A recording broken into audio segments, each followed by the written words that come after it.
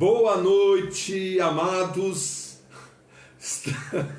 Estamos aqui nessa quarta-feira, dia 3 de junho, às 19 horas e 30 minutos, para mais uma live. E hoje com a segunda parte da parábola do semeador.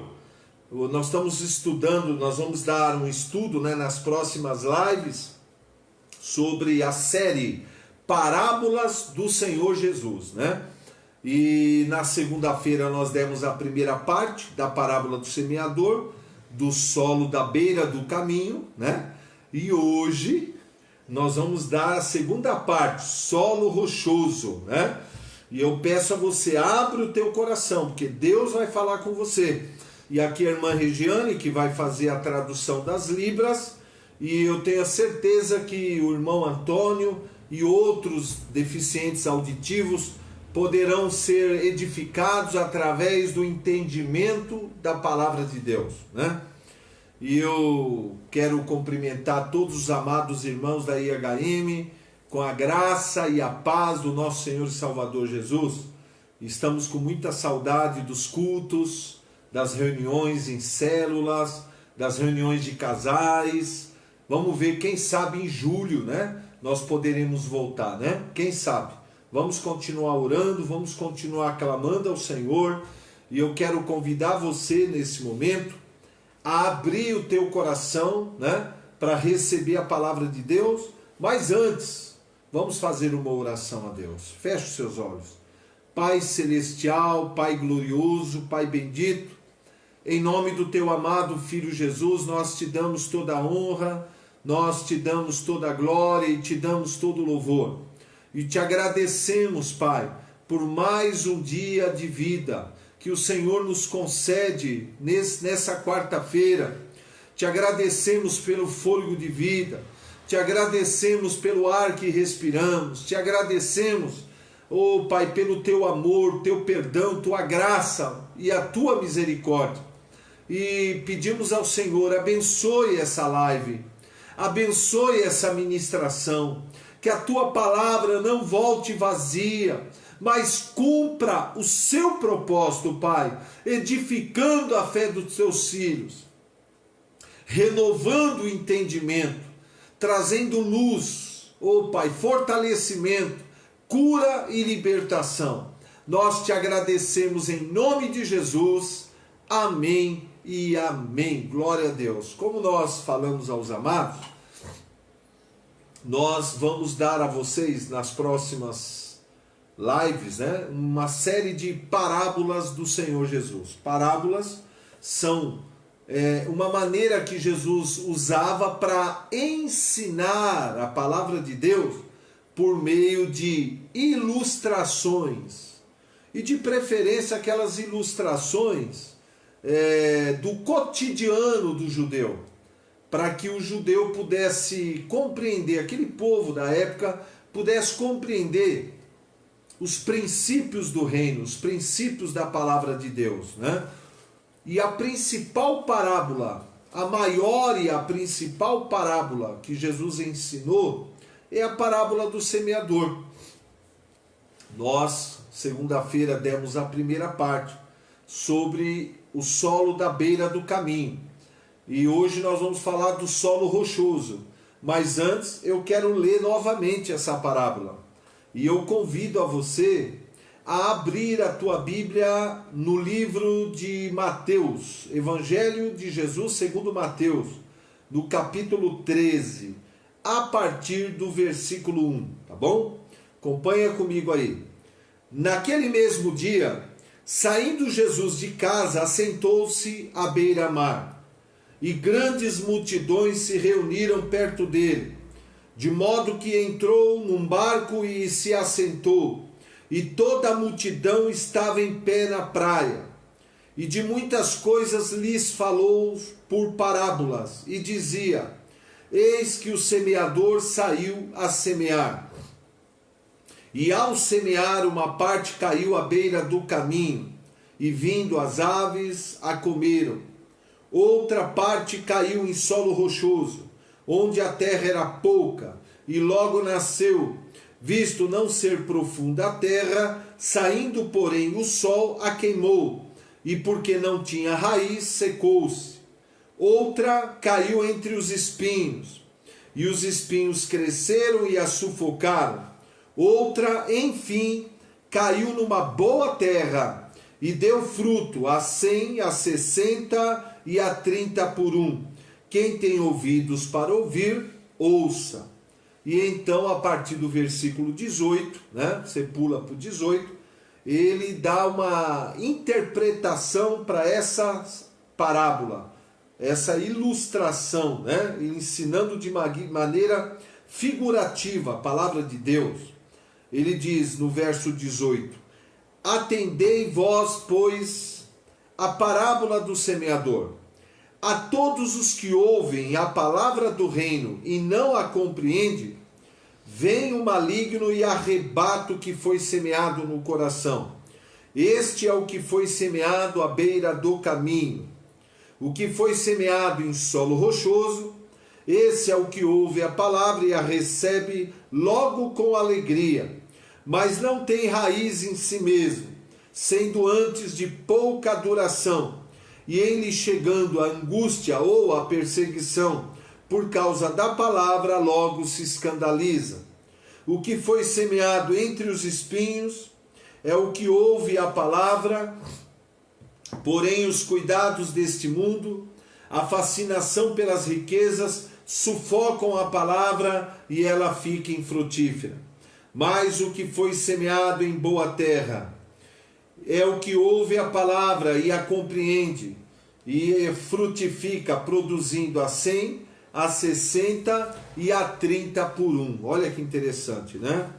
Veja bem, através da parábola do semeador, nós podemos compreender, né,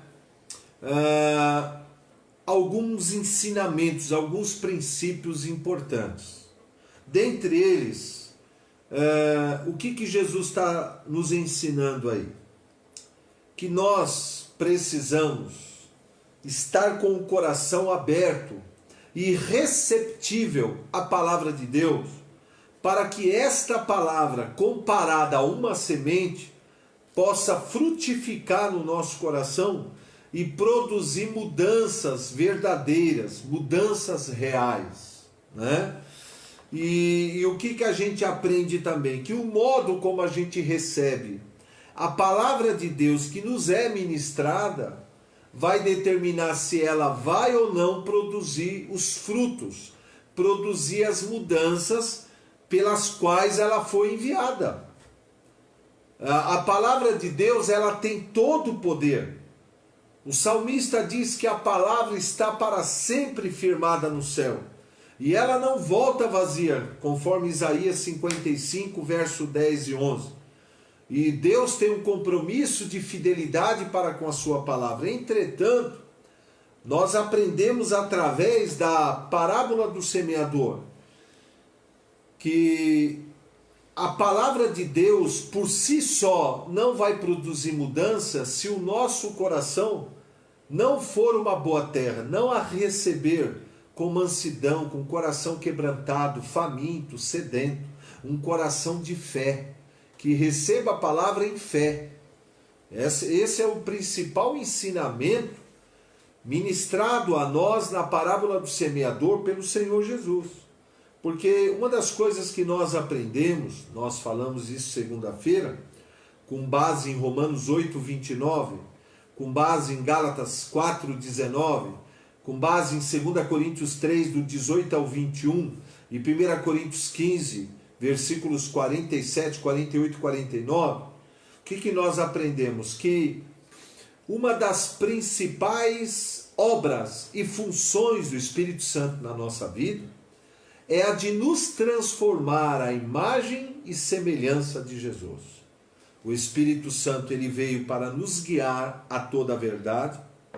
Ele veio também, né, pós novo nascimento, nos batizar com amor e poder e a unção, edificar a nossa fé, destruindo a incredulidade, e nos transformar à imagem e semelhança de Cristo, né?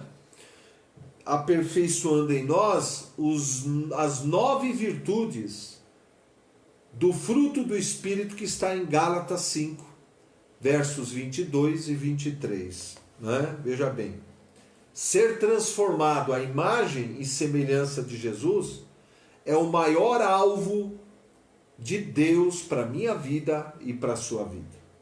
E aí, no momento em que o Espírito realiza essas obras, nós vamos começar a pensar como Jesus pensa, ter a mesma mentalidade que Cristo, crer como Jesus crê, falar como Jesus fala, amar como Jesus ama e realizar as mesmas obras que Jesus realizou. Né? Veja bem, e se isso ocorrer, com certeza cada um vai ser poderosamente usado por Deus para pregar o Evangelho, fazer discípulos em todas as nações e operar sinais e maravilhas pelo poder do Espírito Santo e a confirmação da palavra. E todas essas obras, nós já falamos isso segunda-feira, vamos repetir. O Espírito Santo realiza através da palavra. A palavra de Deus é o instrumento, é o canal usado pelo Espírito Santo para realizar essas obras, né? Por isso que o Salmo 107:20 diz: Deus enviou a sua palavra para nos sarar e nos livrar de tudo aquilo que nos causa morte, destruição. Provérbios 11:9 diz: o justo é liberto pelo conhecimento. Salmos 119, verso 130, a revelação da palavra esclarece e dá entendimento aos simples. João 8:32, Jesus diz: conhecereis a verdade e a verdade vos libertará. João 17:17, Jesus pede para o Pai: Pai, santifique-os na verdade, a tua palavra é a verdade. E Efésios 5, do 25 ao 27, diz que através da santificação por meio da lavagem da água pela palavra, nós somos santificados e nós somos purificados. Aleluia! É através da palavra de Deus que todas essas mudanças são operadas na nossa vida. Tanto que, segundo Pedro, capítulo 1, verso 4, diz que por meio da palavra nós somos coparticipantes da vida e da natureza de Deus, que nos livra das paixões e corrupções que há no mundo, né? E por isso que Jesus, na parábola do semeador, ele compara a Bíblia, ele compara a palavra de Deus a uma semente.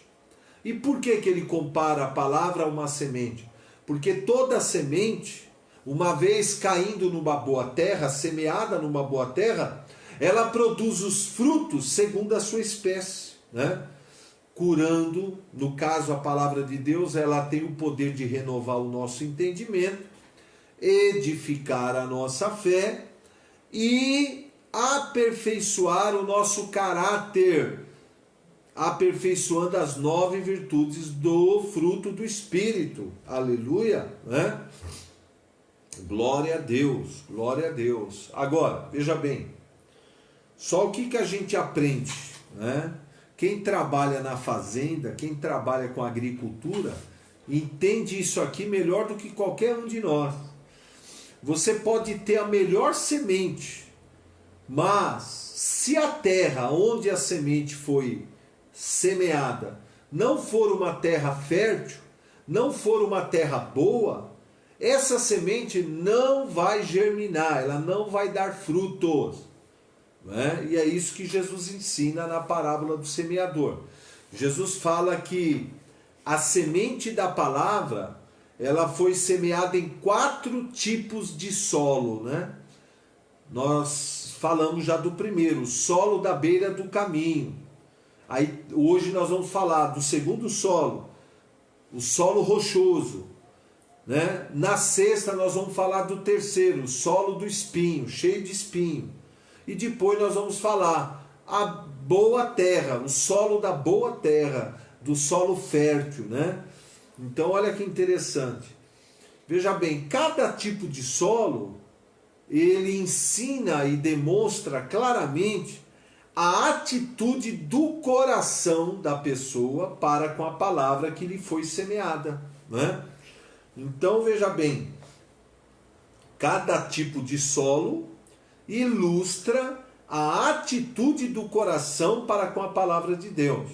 Então a parábola é claro, o semeador representa aquele que prega a palavra, aquele que ensina a palavra. A semente é a palavra de Deus. O solo é o coração que recebe essa semente, a palavra. Os frutos são as mudanças que essa semente da palavra produz nas nossas vidas. Agora, você vai ver nos 4 tipos de solo que o inimigo ele usa 4 estratégias para roubar a palavra, né?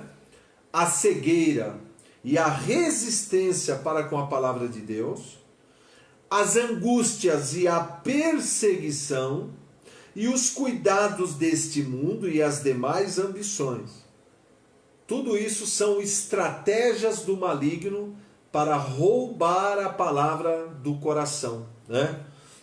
Veja bem, e o que a gente aprende com base em Isaías 66 verso 2, Provérbios 4, do 20 ao 25, e Hebreus 2, do 1 ao 14, que a nossa atitude, a nossa vitória ou a nossa derrota é determinada pela nossa atitude para com a palavra de Deus.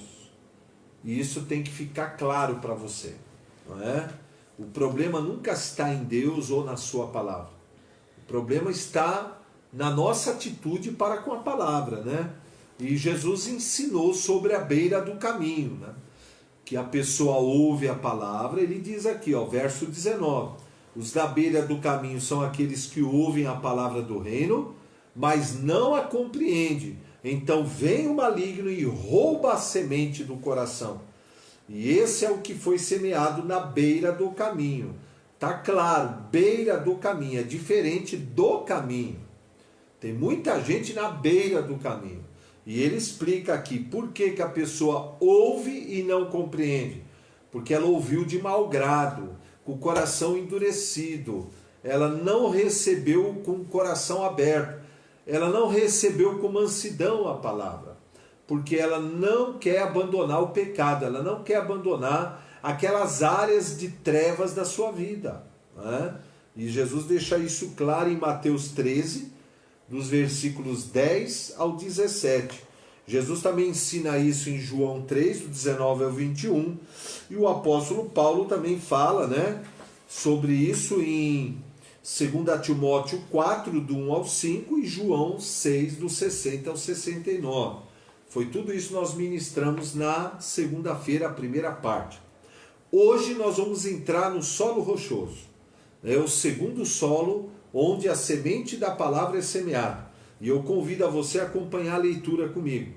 Versículos 20 e 21 de Mateus 13. Ele diz assim: o que foi semeado em solo rochoso, este é aquele que ouve a palavra e logo a recebe com alegria. Ele a recebe com alegria, a palavra. Ele diz, mas não tem raiz em si mesmo, sendo de antes de pouca duração, e enxergado a angústia ou a perseguição por causa da palavra, logo se escandaliza. Olha aí, né? Então, que tipo que é esse solo aqui? É infrutífero. Infelizmente, assim como o da beira do caminho, o solo rochoso é um solo infrutífero. A semente não vingou, ela não frutificou. E ele explica aqui por quê? Porque não tem raiz em si mesmo. Só que diferente do primeiro solo, no primeiro solo, a pessoa recebeu a palavra de mau grado, sentindo coceira no ouvido, coração endurecido. Esse aqui não, o solo rochoso, a pessoa ouve a palavra e recebe com alegria, né? Ela recebe com muita alegria a palavra. Ela dá aqueles glória a Deus, que palavra maravilhosa, que palavra poderosa.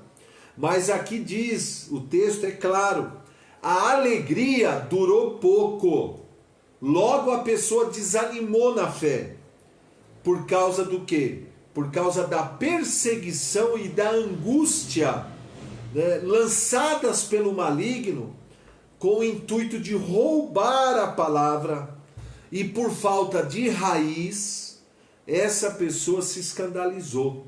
Tá claro o texto aí, verso 20 e 21, né? Infelizmente, essa pessoa, a alegria dela, a motivação dela em receber a palavra durou pouco, por falta de raiz. Veja bem, veio a perseguição, veio a angústia lançada pelo maligno, só que essa pessoa não tinha raiz em si mesmo. E por não ter raiz em si mesmo, essa pessoa logo desanimou e se esqueceu de tudo aquilo que tinha aprendido, né? E isso acontece muito. Eu já vi isso acontecer centenas de vezes, não foi dezenas de vezes, centenas de vezes, né? E o que significa raiz, né? A raiz, aqui nesse texto, como Jesus está falando de semente de árvore, ele usa a ilustração de uma raiz. Se ele estivesse falando de um edifício, ele ia falar de um alicerce. Mas como ele está falando de uma semente que produz uma árvore, então ele está falando de uma raiz. A raiz significa o que para nós aqui? Uma forte convicção sobre a palavra de Deus. Porque qual é a função da raiz? Além de absorver os nutrientes do solo, a água, né?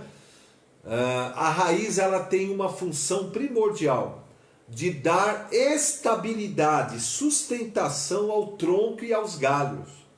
Uma árvore sem raiz é como uma casa sem alicerce. Na primeira tempestade, na primeira chuva que vem, vai desabar, né? Então, quanto mais profunda e grossa for a raiz, mais estabilidade essa árvore vai ter. E a raiz para nós aqui simboliza isso. Simboliza aquela forte convicção que você tem da palavra de Deus no teu coração, né? Entendeu? E a falta de uma raiz, a falta de uma forte convicção no coração, torna você uma pessoa instável na fé, inconstante na fé. Por isso que é importante desenvolver raiz em si mesmo. Olha que interessante, ele diz aqui, ó, que nós precisamos desenvolver raiz em si mesmo. O que significa desenvolver raiz em si mesmo? Cada árvore tem que ter a sua própria raiz, como cada casa tem que ter seu próprio alicerce. E cada crente tem que ter a sua própria fé, sua própria convicção. Nós não podemos viver apoiados na fé dos outros, na convicção dos outros, né?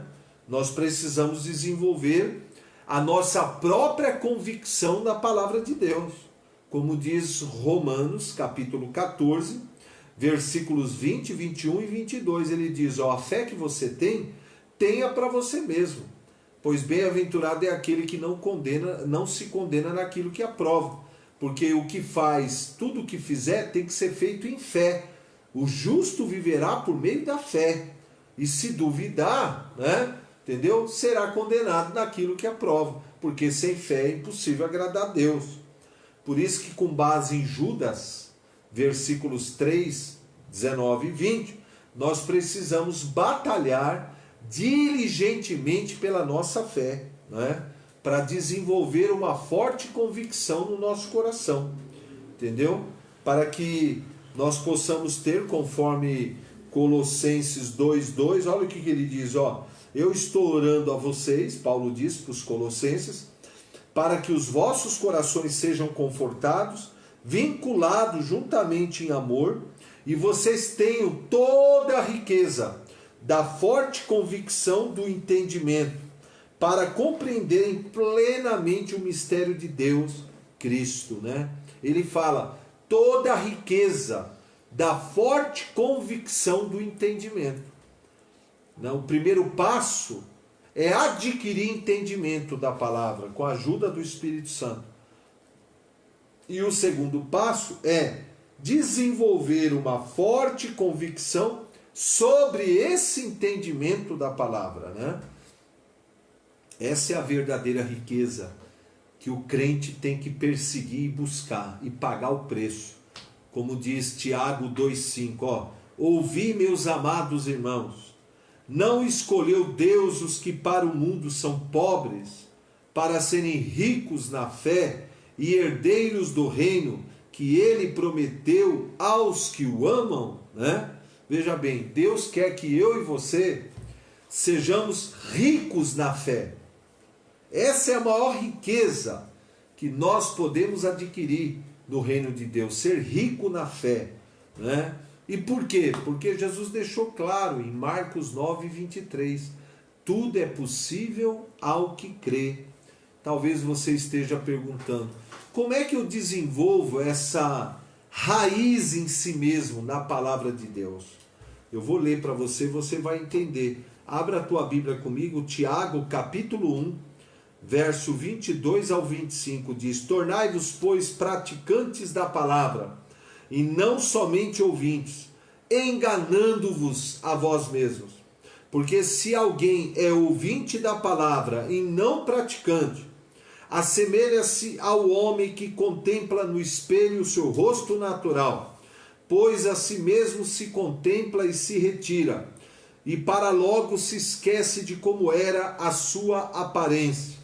Mas aquele que considera atentamente na lei perfeita, lei da liberdade, e nela persevera, não sendo ouvinte negligente, mas operoso praticante, esse será bem-aventurado em tudo o que realizar. Veja bem, para um cristão desenvolver raiz em si mesmo, ou seja, uma forte convicção da palavra de Deus no seu coração, não tem outra maneira a não ser praticar de modo diligente a palavra de Deus. Todo cristão que é apenas ouvinte da palavra, mas não praticante, Jesus deixou claro, ele é semelhante àquele homem que ao construir a sua casa, ele a constrói edificada sobre areia, sem alicerces.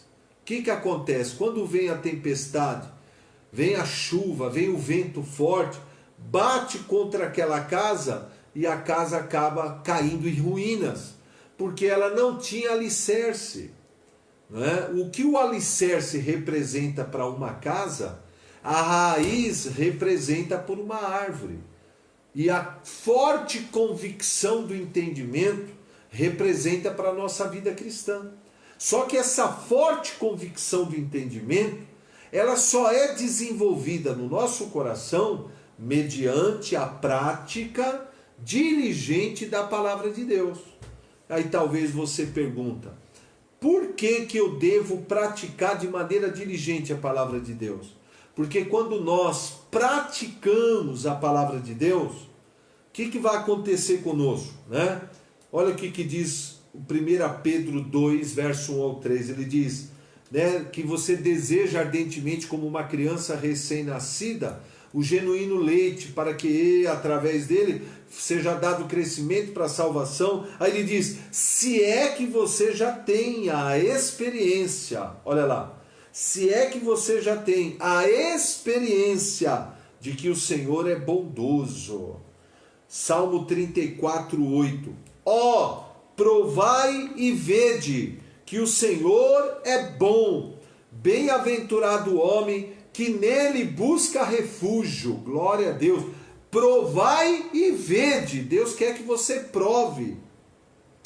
1 Coríntios 2, verso 4 ao 5. Paulo diz, a minha palavra e a minha pregação não consistiram em linguagem persuasiva de sabedoria, mas em demonstração do Espírito e do poder, para que a vossa fé não se apoie em sabedoria humana, mas no poder de Deus, né?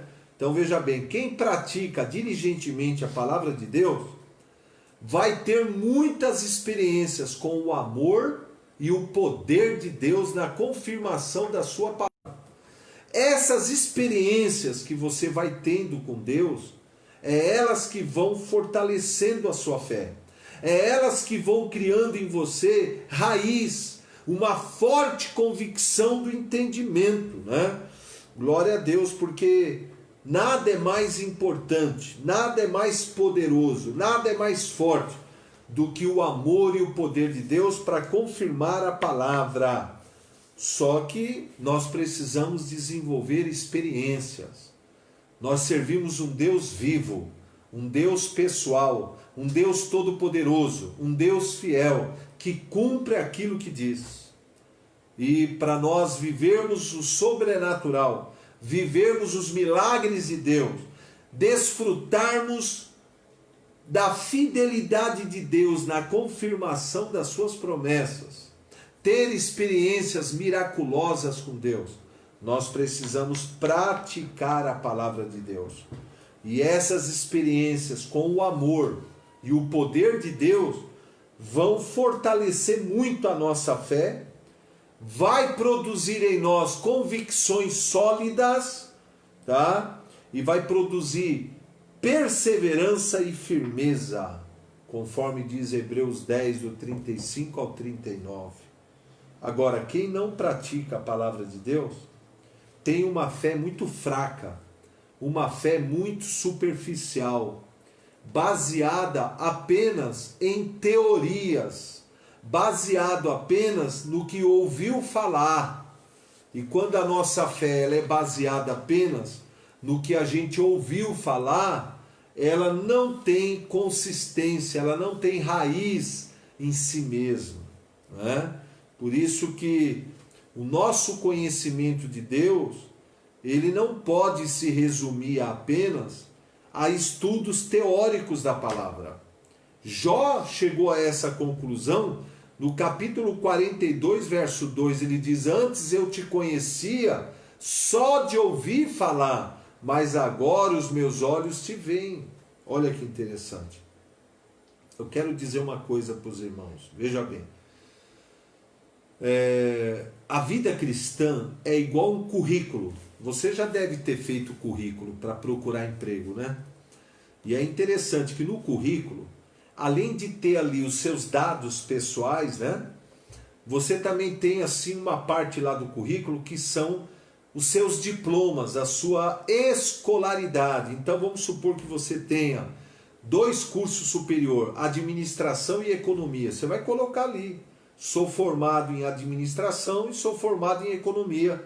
E tenho uma pós-graduação, né, em economia e tal. Tudo isso enriquece o teu currículo, né, e fortalece a possibilidade daquela empresa te contratar. Porém, tem uma parte no currículo que põe lá as experiências que você tem prática ali no trabalho. É aí que vai pesar.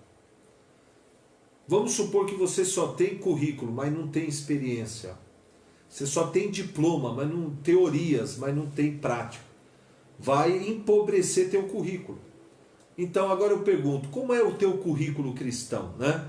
O teu currículo cristão, da tua carreira cristã, está cheio de apostilas, livros, seminários, teorias bonitas que você aprendeu? Você decorou bem a palavra de Deus? Você tem uma boa capacidade de decorar textos? Tudo isso é bom, tudo isso é bonito, mas só isso não basta. Você tem que ter um histórico de experiências. Você sabe que cada experiência que a gente vai tendo com Deus, ela se torna um memorial eterno que jamais será esquecido. Vai por mim. Teoria a gente esquece, não é? Quanta coisa a gente aprendeu na igreja e a gente acabou esquecendo. Mas aquilo que a gente pratica e aquilo que a gente vivencia na nossa vida por uma experiência real, vai se tornar um memorial eterno que jamais será esquecido. Jamais, né? Jamais. Veja bem como isso é interessante, ó. Em Lucas capítulo 22, Lucas 22, depois você vai ler.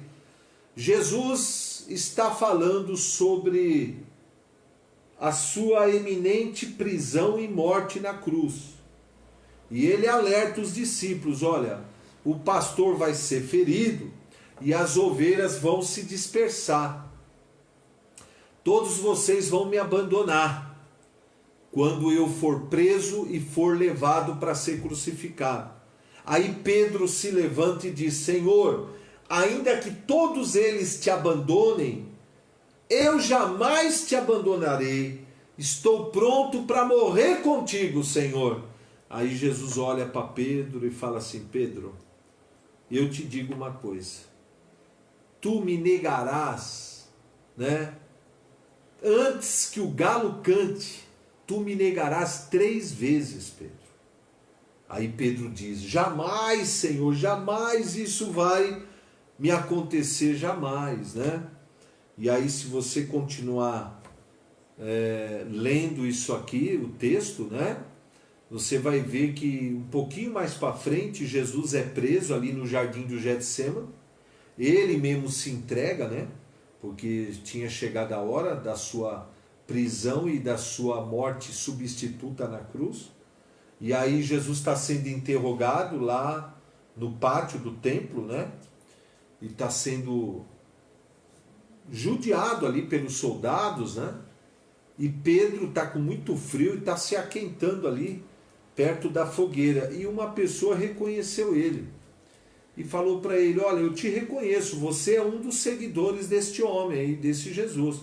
Pedro disse assim: ó, eu não conheço esse homem, você está equivocado. E saiu de perto ali e foi lá para o outro lado. Chegando lá do outro lado, uma senhora também o reconheceu e falou para ele: ah, você é um dos discípulos de Jesus. Pedro negou novamente, falou: não, a senhora está equivocada. Eu não sou, eu não conheço esse homem, nunca vi esse homem.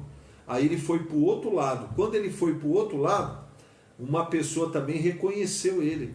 E ele novamente nega Jesus.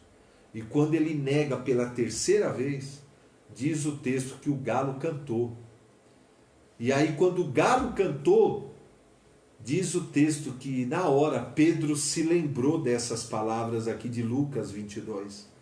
E ele olhou para Jesus e, para surpresa dele, Jesus estava olhando para ele com aquele olhar penetrante. Sabe aquele olhar que fala mais do que 1000 palavras? E aí diz o texto que Jesus saiu correndo, envergonhado, foi chorar envergonhado da sua covardia. Talvez você pergunte: puxa vida, Pedro não andou com Jesus 3 anos? Andou com Jesus 3 anos. Viu muitos milagres? Viu muitos milagres, muitos milagres. Ouviu muitos ensinamentos. Mas faltava para Pedro o revestimento do novo nascimento e o batismo com o poder do Espírito Santo e experiências maiores com Deus no seu coração. E por isso, na hora da perseguição, na hora do medo, na hora da ameaça, a covardia, o medo falou mais alto. Agora, olha que interessante.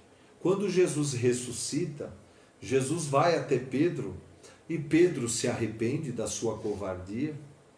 E aí Pedro, lá em Atos capítulo 2, recebe o batismo com o Espírito Santo e o dom de orar em línguas. E Pedro começa a ter grandes experiências com o Espírito Santo, poderosas experiências com Deus, com o Espírito Santo. E aí você vai ver em Atos capítulo 4, que agora os mesmos religiosos que prenderam Jesus e o mataram, prendem a Pedro também e o ameaçam de morte. Olha o que aconteceu. Mas Pedro e João responderam para eles: julgai se é justo diante de Deus, ouvir-vos antes a vós outros do que a Deus, pois nós não podemos deixar de falar das coisas que vimos e ouvimos, ou das coisas que ouvimos, mas também vimos. Olha que mudança em Pedro. Esse Pedro já é um Pedro diferente. Já é um Pedro com profundas raízes no seu coração. Um Pedro que conhece a Deus. Um Pedro cheio do poder de Deus, cheio do amor de Deus, cheio de ousadia. Por isso que quando ameaçaram ele, João, dizendo, ou vocês param de falar nesse Jesus, ou vocês vão ser presos e também até mortos por causa dele. E Pedro e João diz, ó, mais convém obedecer a Deus do que a vocês. E nós não podemos deixar de falar do que a gente tem ouvido e visto. Olha aí. E é isso que faz a diferença na nossa vida, né? Veja bem, quem pratica a palavra de Deus e persevera de maneira diligente ao longo do tempo, vai desenvolvendo um histórico de experiências sobrenaturais com Deus, que fortalece a fé, que gera no coração uma forte convicção do entendimento. Por isso que a nossa fé tem que estar edificada sobre experiências com a palavra de Deus, não só sobre teorias. Você pode saber muito da Bíblia, né? Mas mesmo assim não ter uma forte convicção no seu coração, porque o seu conhecimento se baseia apenas em teorias e não numa prática constante, perseverante e diligente. Por isso que o salmista no Salmo 112, versos 7 e 8 diz, um coração bem firmado sobre a palavra não tem medo de más notícias. Olha aí, bem firmado, né? Edificado sobre a rocha, que é a prática da palavra de Deus. Por isso que eu quero encerrar esse solo do espinho, dizendo o seguinte, uma das coisas que a gente mais percebe na igreja de um modo geral, são os famosos admiradores de sermão. Quem são esses admiradores de sermão? São aqueles que, quando vêm para um culto, para um seminário, para um congresso, ou mesmo assistindo aí de casa uma live, ou pela televisão, pela rádio, ou na célula, né? Quando a palavra é ministrada, eles vibram, né? Eles ficam admirados e eles chegam para o pregador, né? Ou para a pregadora e diz, olha, foi uma bênção, que palavra, está errado fazer isso? Não, é lógico que não. Não é errado você admirar, não é errado você chegar para o pregador e dizer, olha, foi uma bênção. O pregador ele fica feliz. Agora o problema é ficar só nisso, né? Aí você tem que ter um compromisso de ir além da admiração da palavra, se tornar um praticante da palavra, um praticante diligente. Por exemplo, você aprendeu sobre a oração em línguas, glória a Deus, você falou, nossa, que ensinamento lindo, só que você está orando em línguas, você está praticando a oração em línguas. Aí você justifica, mas eu tenho dificuldade. Eu também tive. Não é? Vamos falar sobre examinar as escrituras e meditar. Nós já fizemos umas lives aí ensinando. Aí você diz assim, nossa, que maravilha, poxa, que bênção. Entendi. Mas você está examinando as escrituras? Você está lendo de maneira diligente o Novo Testamento? Aí você vai dizer, ai pastor, eu não gosto muito de ler, eu tenho preguiça.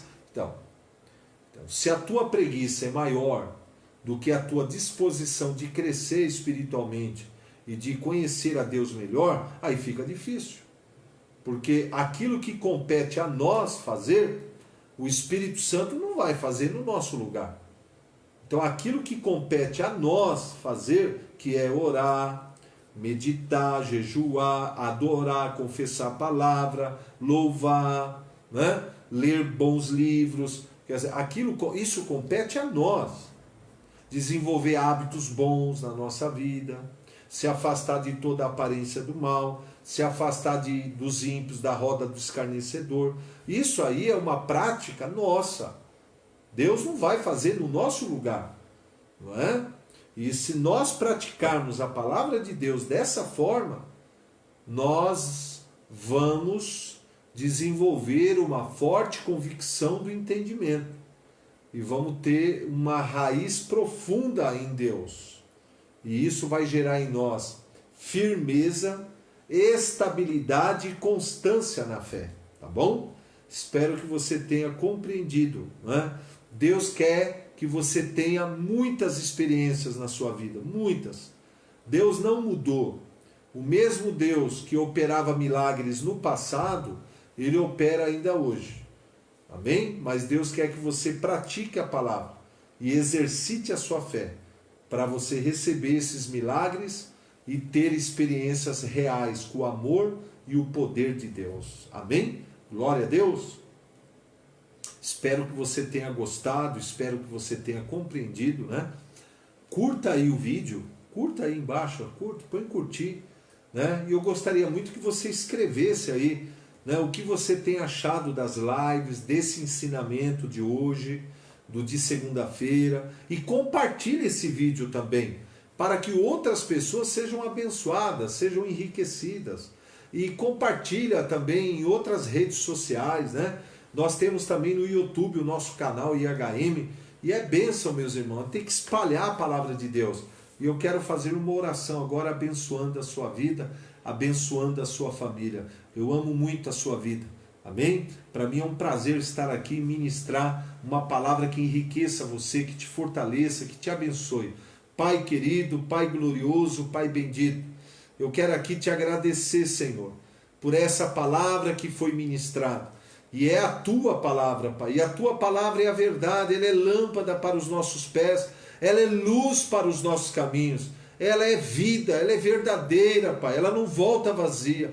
Abençoa, meu Pai, abençoa, abençoa, em nome de Jesus. A todos que estão aí nos acompanhando nessa live e aqueles que ainda irão assistir esse vídeo, abençoa, Senhor. Derrama o teu amor em cada coração, derrama a tua paz, derrama o gozo do Espírito, derrama a tua unção, derrama as suas bênçãos, Pai. Opera maravilhas na vida de cada um, nas suas famílias. Oh, Pai, realiza sinais, realiza milagres, abre porta de emprego, cura os enfermos, liberta os cativos e derrama do teu amor e da tua bênção. Nós oramos, Pai, em nome de Jesus. Amém e amém. Glória a Deus. Deus abençoe os amados e eu espero vocês sexta-feira, dia 5, às 7h30, para a terceira parte dessa parábola.